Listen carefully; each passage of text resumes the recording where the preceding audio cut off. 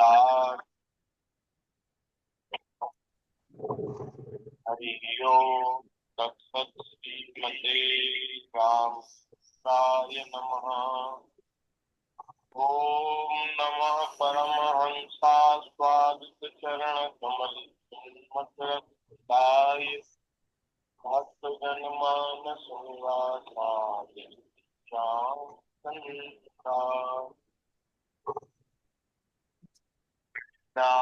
वासुदेवाय हरे परमात्मने प्रणतनाशाय गोविंदाय सीतानाथ समारंभाम् श्रीरामानन्दादिमध्यमाम् अस्मदाचार्यपर्यन्ताम् वन्दे परम्पराम्। प्रह्लाद नारद पराशर पुंडरीक व्यासांबरीश सुकुमार अर्जुन वशिष्ठ भीषणादि पुण्यानिमान् परम भागवतान् नमामि। चारि भुवन में भक्त जे इनकी सती पूरी सर्व मेरी जीवन मेरी भक्त भक्ति भगवंत गुरु चतुर्नाम इनके पद वंदन किए श्री राम जय जय राम श्री राम जय राम जय जय राम राम जय राम जय जय राम। श्री राम हेलो राम जय जय राम श्री राम जय राम जय राम श्री राम जय राम जय राम श्री राम जय राम जय राम जय जय राम। श्री राम जय राम जय जय राम सीता जय सीता राम राम जय सीता राम सीताराम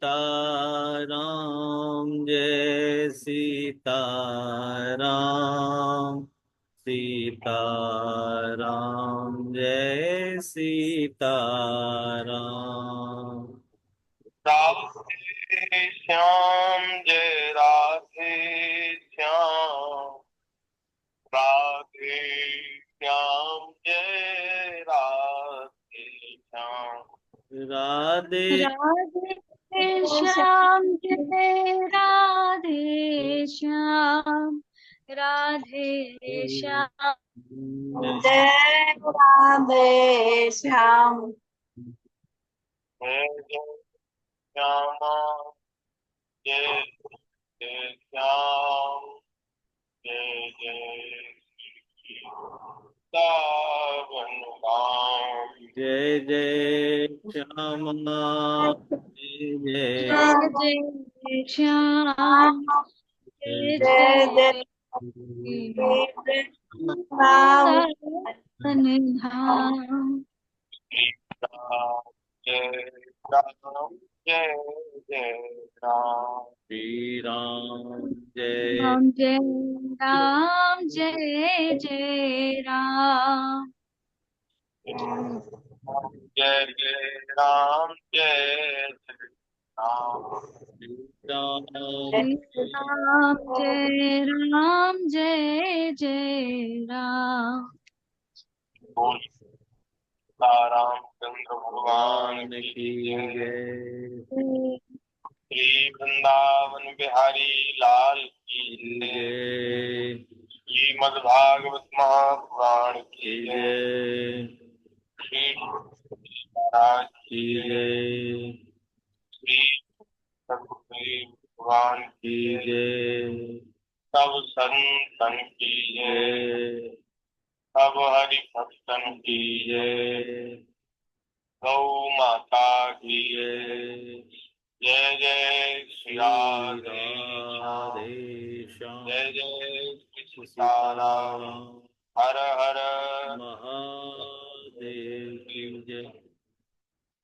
हरि शरणम। हरि शरण।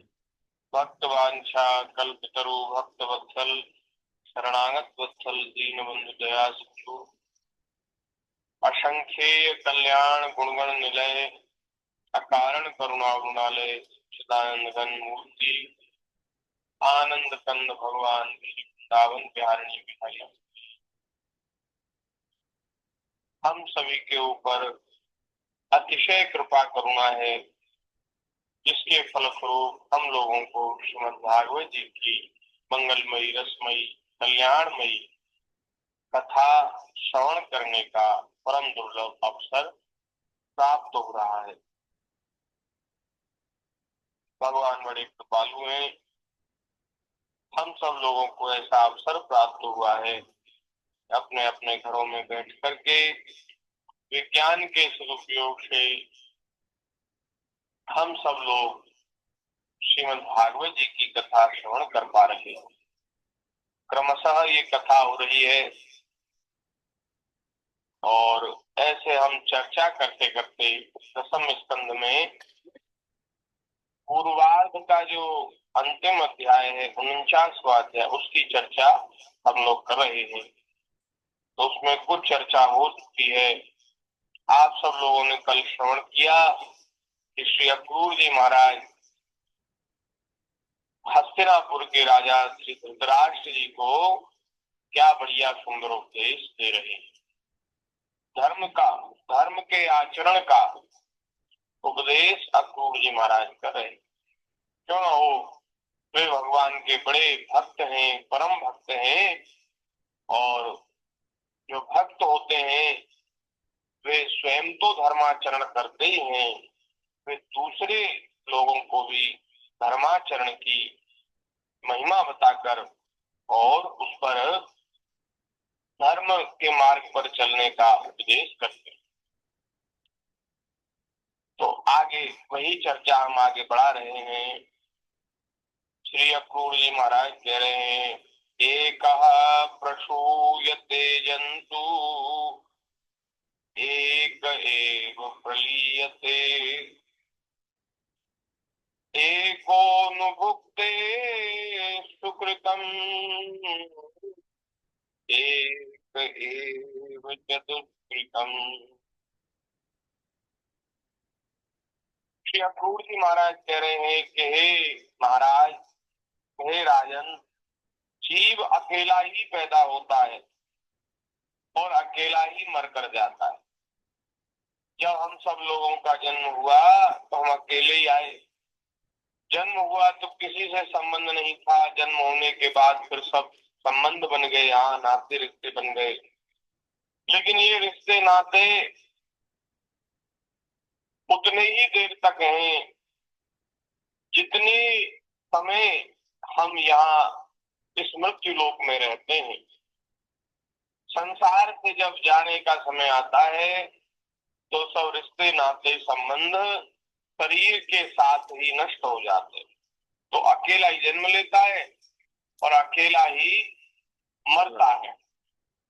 और महाराज, अपने किए हुए पुण्यों को यह अकेला ही भोगता है, और पुण्यों को तो भोगता ही है।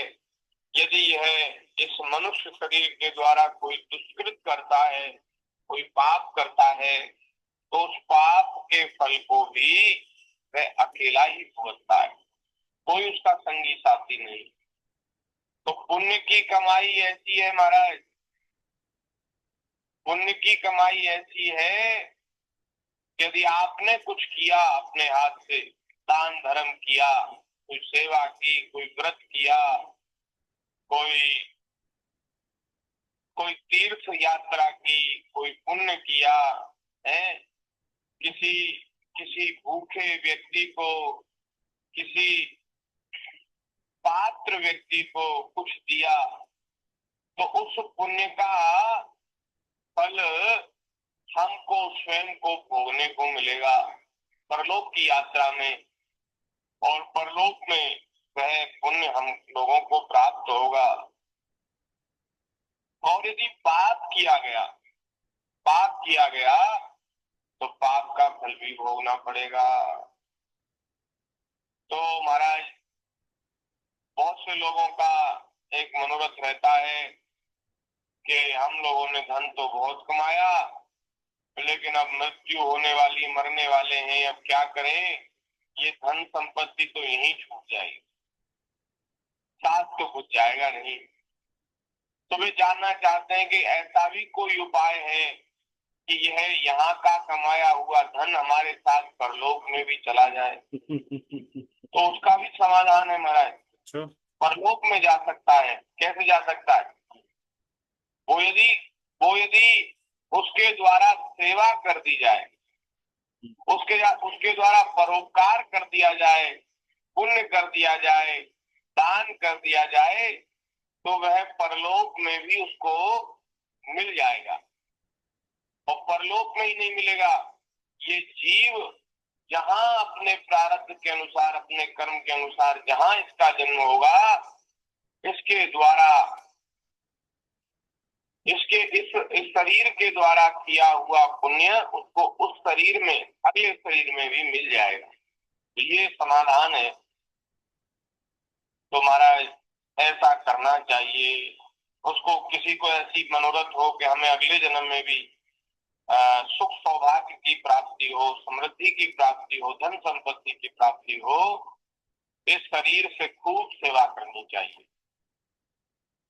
जिसको आवश्यकता है, भूखे, गरीब, असहाय, रोगी, निर्धन और गौ, ब्राह्मण, साधु, इन सब की सेवा में अपनी पुण्य कमाई,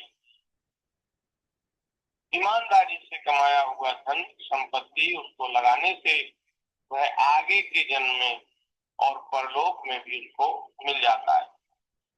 और यदि कोई पाप करता है तो वो भी उसको अकेले कोई भोगना पड़ता है, उसमें कोई संगी नहीं है। इसकी चर्चा हम लोगों ने कल की थी। आगे कह रहे हैं कि जिन स्त्री पुत्रों को हम अपना समझते हैं, वे तो हम तुम्हारे अपने, हमारा भरण पोषण करना तुम्हारा धर्म है, इस प्रकार की बातें बनाकर मूर्ख प्राणी के धन को लूट लेते हैं। आदमी तो धन कमाता है बड़े प्रयत्न से, धन कमाने में वो धर्म अधर्म का भी विचार नहीं रखता, और जैसे तैसे प्रयास करके धन कमाता है। लेकिन संसार के जो लोग हैं, ये महाराज एक तरह से बहरूप ही हैं। बाहर से ऐसा नाटक करते हैं कि हम तुम्हारे अपने हैं, लेकिन वास्तव में कोई हमारा नहीं है। वो ठगने के लिए, लूटने के लिए वो ऐसी बात करते हैं, और वे महाराज इस मूर्ख प्राणी के कमाए हुए धन को लूट लेते हैं। जैसे जल में रहने वाले जंतुओं के सर्वस्व जल को उन्हीं के संबंधी चाट जाते हैं। यह मूर्ख जीव जिन्हें अपना समझकर पालता पोसता है और इनसे पालन पोषण में अधर्म भी कर डालता है, वे ही प्राण, धन और पुत्र आदि इस जीव को असंतुष्ट छोड़ करके ही चले जाते हैं। इसको संतुष्ट नहीं करते, असंतुष्ट ही छोड़ जाते हैं। जो अपने धर्म से विमुख है, सच पूछिए तो वह अपना लौकिक स्वार्थ भी नहीं जानता, क्योंकि लौकिक स्वार्थ भी तभी सिद्ध होगा जब व्यक्ति धर्म का आचरण करेगा। धर्म के आचरण से ही इस लोक में कीर्ति और सुख आदि प्राप्त होता है, और परलोक में सदगति प्राप्त होती है। जो अधर्म करता है उसको न यहाँ सुख मिलता है और न परलोक में सुख मिलता है। तो ये बड़ी सुंदर बात है कि अक्रूर जी महाराज कह रहे हैं, जो धर्म से विमुख है जो पाप कर्म करता, धर्म करता है, परलोक की तो बात ही क्या, परलोक में तो उसकी दुर्गति होगी ही। वह अपने इस लोक को भी नष्ट कर रहा है। वह अपना स्वार्थ नहीं जानता। जिनके लिए वह धर्म करता है वे तो उसे छोड़ ही देंगे, उसे कभी संतोष का अनुभव नहीं होगा और वह अपने पापों की गठरी सिर पर लादकर स्वयं घोर नरक में जाएगा। इसलिए महाराज यह बात समझ लीजिए कि यह दुनिया 4 दिन की चांदनी है। तस्मा लोकमिमं राजन स्वप्न माया मनोरथम वीक्ष्या यम्यात्मनात्मानं समः शांतो भूत्रो। 4 दिन का है संसार, सपना है, माया के द्वारा सत्य प्रतीत हो रहा है, जादू का तमाशा है।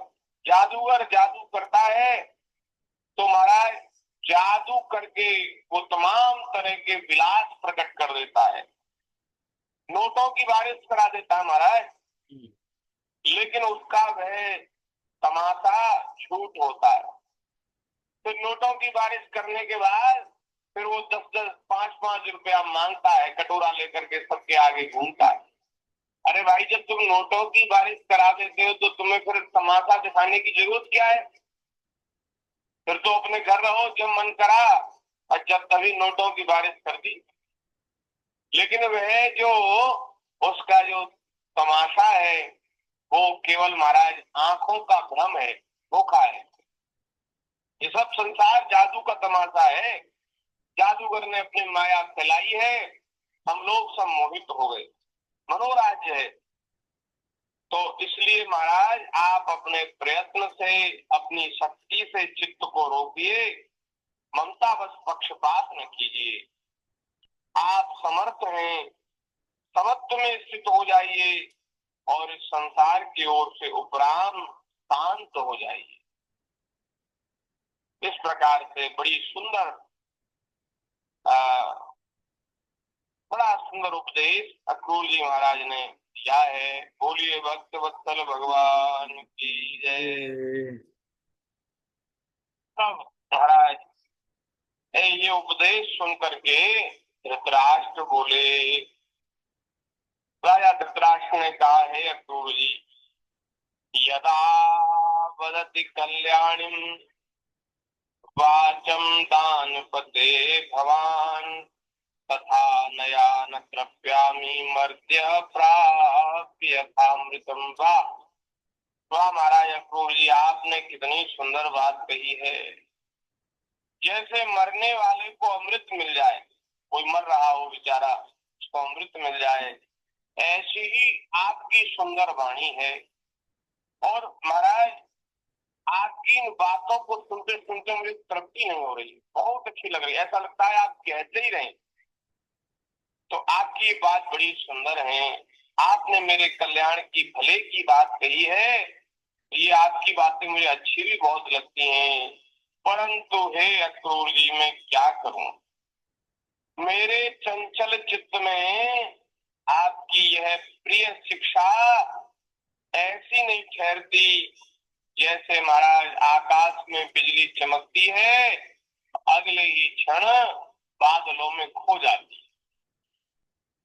आप बहुत सुंदर बात कह रहे हैं, कल्याण की बात कह रहे हैं, मेरे हित की बात कह रहे हैं, तो मुझे सुनने में अच्छी भी लगती है, लेकिन आपका उपदेश मेरे हृदय में नहीं ठहरता। क्यों?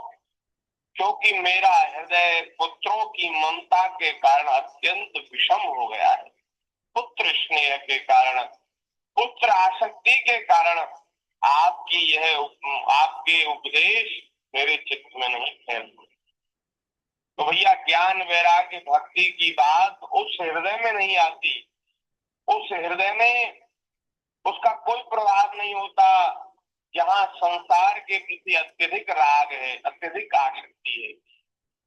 इसलिए कहीं भी बहुत अधिक आसक्ति हम लोगों को नहीं करनी चाहिए, नहीं तो कल्याण के पथ से, कल्याण के मार्ग से हम विमुख ही रह जाएंगे। अच्छी अच्छी बात सत्संग की, ज्ञान की, वैराग्य की वे हमारे हृदय में आएंगी ही नहीं, बैठेंगी ही नहीं। इसलिए आसक्ति जो है बड़ी खतरनाक है।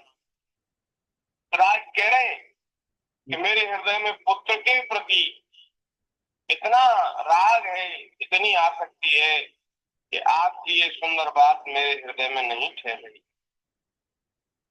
हे अक्रूर जी, सुना है कि सर्वशक्तिमान भगवान पृथ्वी का भार उतारने के लिए यदुकुल में अवतीर्ण हुए हैं। ऐसा कौन पुरुष है जो उनके विधान में उलटफेर कर सके? उनकी जैसी इच्छा होगी वही होगा। ऐसे होते महाराज जो मोह ममता में ग्रस्त होते ना, वो सारा भार भगवान के ऊपर ही डाल देते हैं। अरे महाराज हम क्या करें, हम तो छोड़ना चाहते हैं लेकिन भगवान हमें छुड़ाते ही नहीं। ऐसे कहते हैं लोग।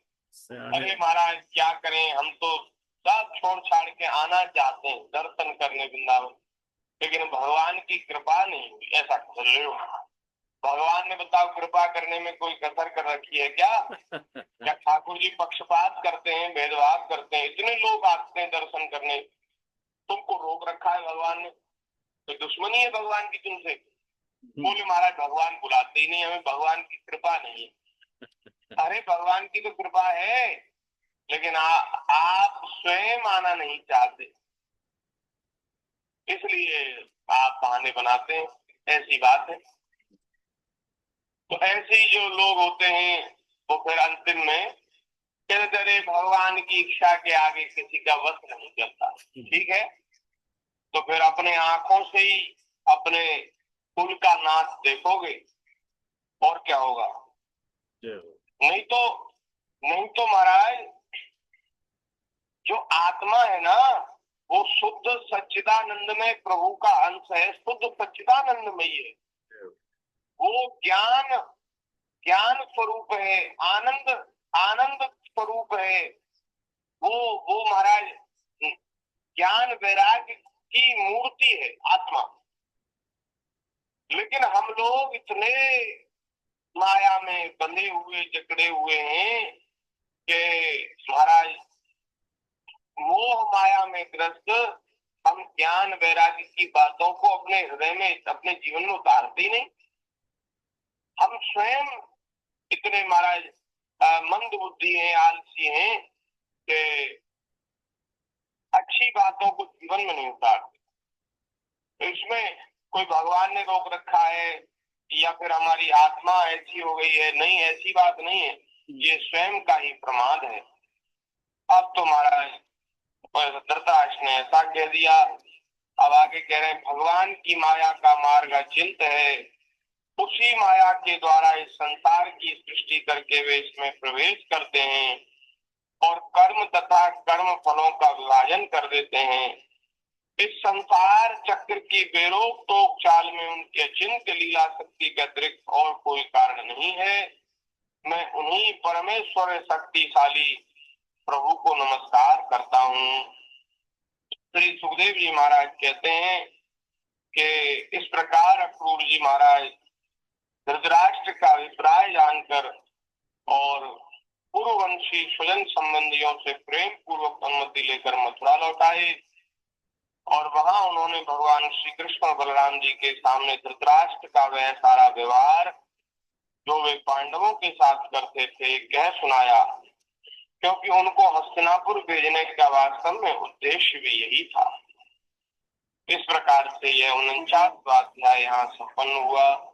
बोलिए भक्त वत्सल भगवान की जय। जय जय श्री राधे श्याम। अब आगे 50वें अध्याय में जरासंध और श्री कृष्ण भगवान का युद्ध, द्वारका दुर्ग का निर्माण, ये कथा है। इसकी चर्चा भगवत कृपा से हम अब आगे करेंगे। पूर्वार्ध यहाँ संपन्न हो गया, अब उत्तरार्ध की चर्चा आगे होनी है। तो भगवान की कृपा से सब होगा। अब तक ठाकुर जी की कृपा से ही हम सब लोग कह सुन करके अपने समय को सार्थक करते आए हैं। भगवान ऐसी कृपा करें कि ऐसे हम लोग सत्संग करते रहें। बोलिए भक्त वत्सल भगवान की जय। जय जय श्यामा जय जय श्याम, जय जय श्री वृंदावन धाम। जय जय श्यामा जय जय जय जय श्याम जय जय श्री श्री वृंदावन वृंदावन धाम। धाम। जय जय श्यामा जय जय श्याम, जय जय श्री वृंदावन धाम। जय जय जय श्याम जय श्यामा जय जय श्याम, जय जय जय जय श्री वृंदावन धाम। जय जय श्री वृंदावन धाम। जय जय जय जय जय जय श्री वृंदावन धाम। जय जय श्यामा जय जय श्याम, जय जय श्री वृंदावन धाम। जय जय जय जय श्यामा श्यामा जय जय श्याम, जय जय श्री जय श्री वृंदावन वृंदावन धाम। जय जय श्री वृंदावन धाम। जय जय जय जय श्री वृंदावन वृंदावन धाम। श्री वृंदावन बिहारी लाल हरिलाल की की जय। जय। जय जय श्री राधे। जय जय श्री राधे। कोटि कोटि वंदन प्रभु जी। जय।